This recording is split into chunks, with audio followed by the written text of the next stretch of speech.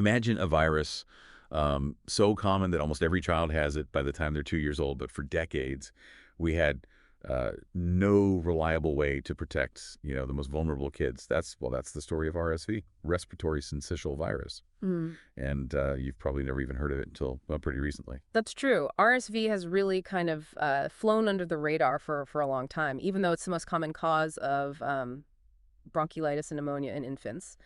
And RSV is responsible for hospitalizing millions of infants around the world every year. And tragically, it even claims over 100,000 lives every year. It's almost like a secret epidemic, right? Right. Silently filling up hospitals every winter. But 2023 was a turning point. We finally have vaccines. And we have powerful new treatments for RSV. Yeah. So today, we're going to do a deep dive into the history of this virus. Why did it take so long to fight back against it?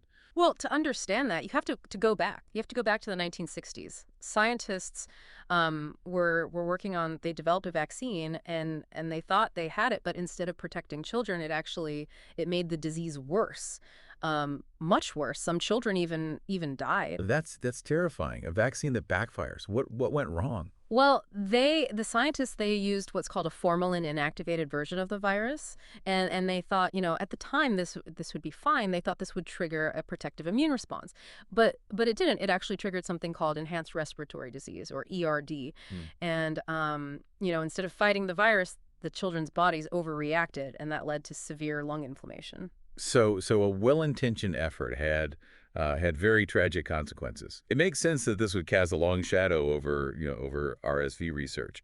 But what makes this virus so tricky to target in the first place? It's partly due to the way RSV interacts with our immune systems, especially in infants. Their immune systems are still developing, so they're not strong enough to fully fight off the virus. But here's the catch: Yeah, happens like that. their immune response, while weak, is still strong enough to trigger a dangerous inflammatory response in their lungs. So it's like their bodies are fighting the virus too hard, and it causes more harm than good. So it's a delicate balance, right? You're trying to Yeah. boost the immune system enough to fight the virus without causing this overreaction.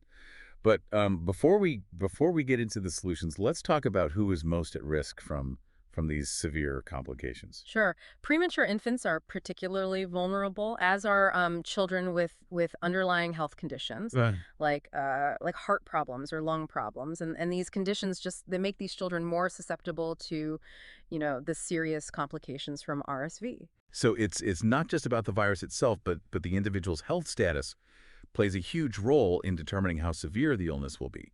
Therefore, protecting these high-risk groups was a major focus for researchers, Yeah. even before the breakthrough with vaccines. Absolutely. And there were definitely attempts to develop treatments Yeah. in the late 1990s.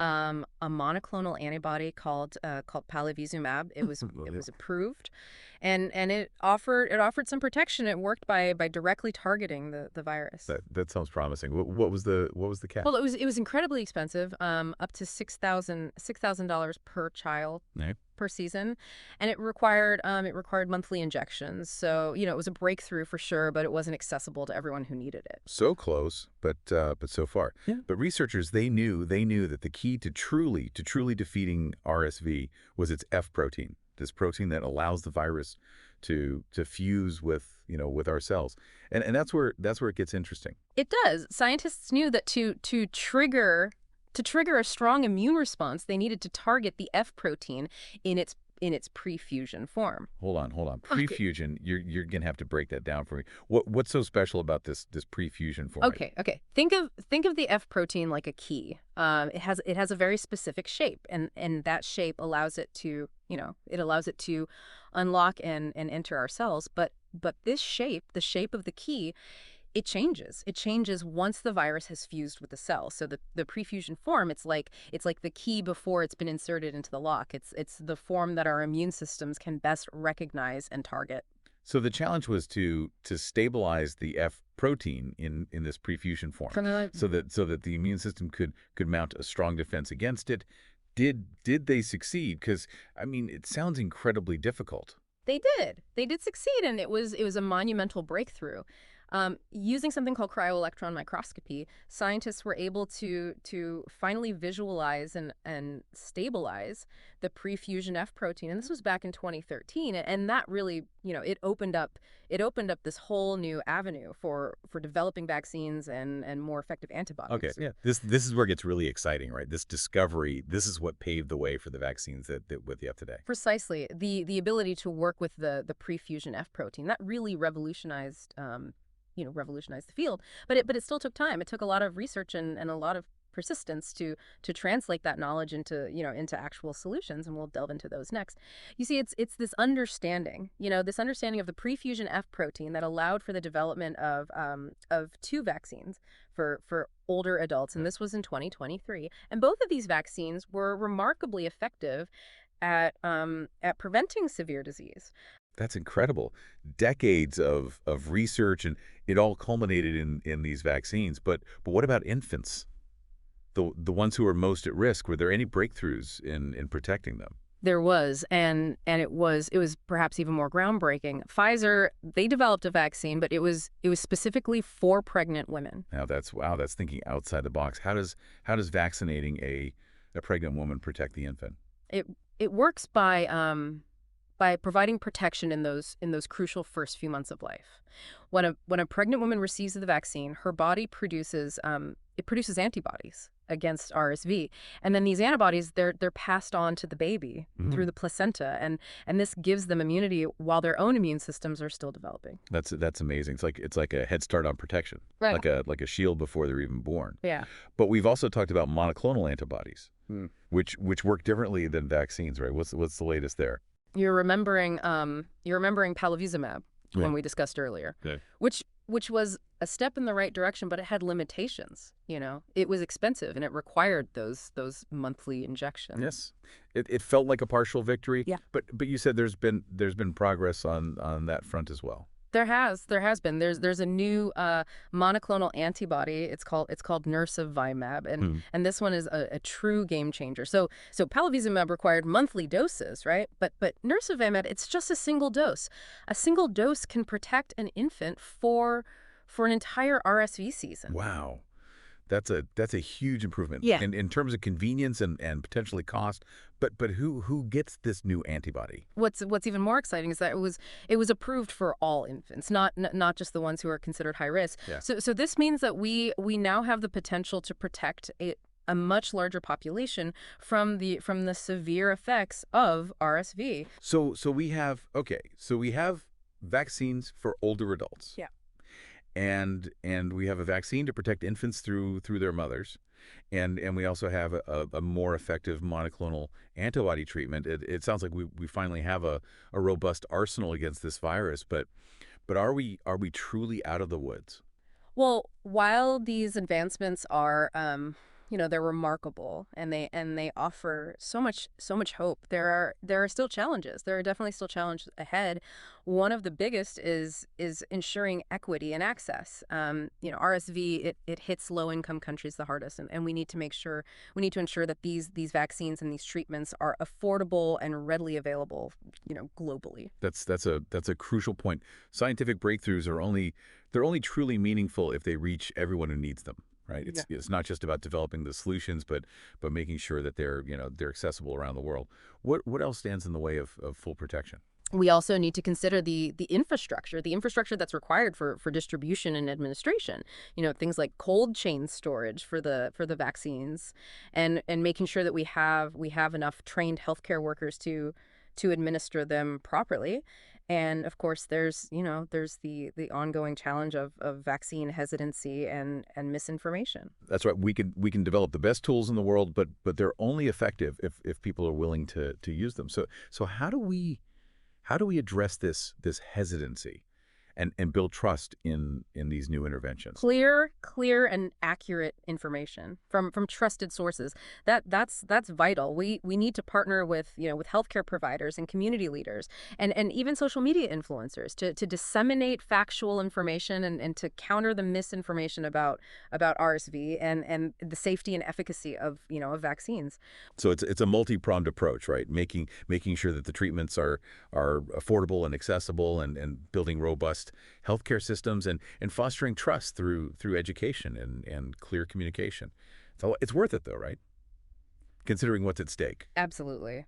Absolutely. What we've learned from RSV, from the scientific breakthroughs to the ongoing challenges, it has profound implications for global health. It's not just about, it's not just about one virus. It's about building a more resilient and equitable world. This has been an incredible journey so far, going from a virus that most people haven't even heard of to these groundbreaking treatments and the ongoing work to make them accessible to all. Yeah. But before we wrap up our deep dive, I wanna shift gears a bit. Okay. I'm intrigued. What are you thinking? We've talked about the science and the challenges, but I wanna bring it back to the human element for a moment. Yeah. What about the families whose lives have been touched by RSV?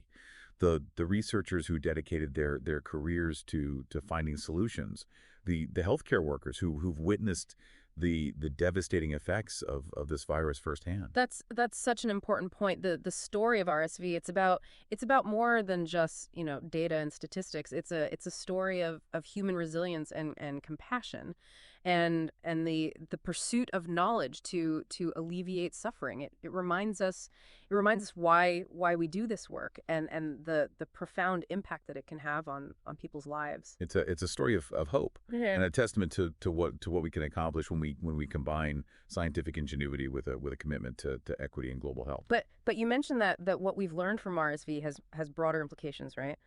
Exactly. This isn't just a victory against one virus. It's a blueprint for tackling future health challenges. So let's explore that next. What does the RSV story tell us about our readiness for the next pandemic?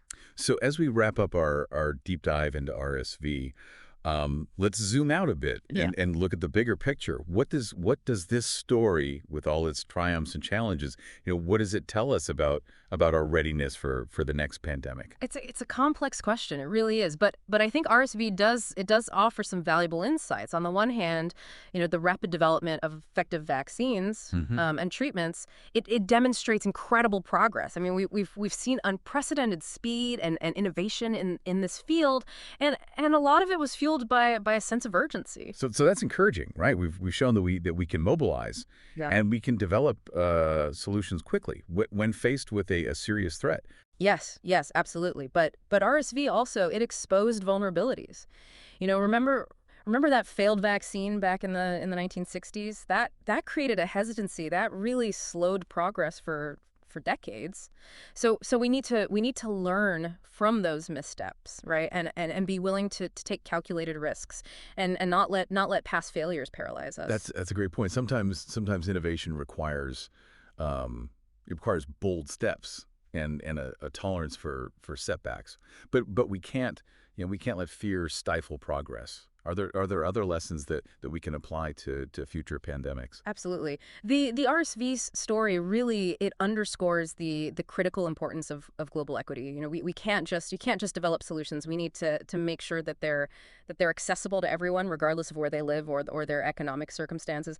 It's a sobering reminder that scientific breakthroughs, they don't automatically translate into widespread benefit. We need to prioritize equitable access from the very beginning. But that's a huge task. Where do we even start? It requires a multifaceted approach. It really does. We need to think about affordability and manufacturing capacity and distribution networks and strengthening healthcare systems globally. It's a collective effort. It involves governments and pharmaceutical companies and global health organizations and local communities. It sounds like a massive undertaking, Yeah.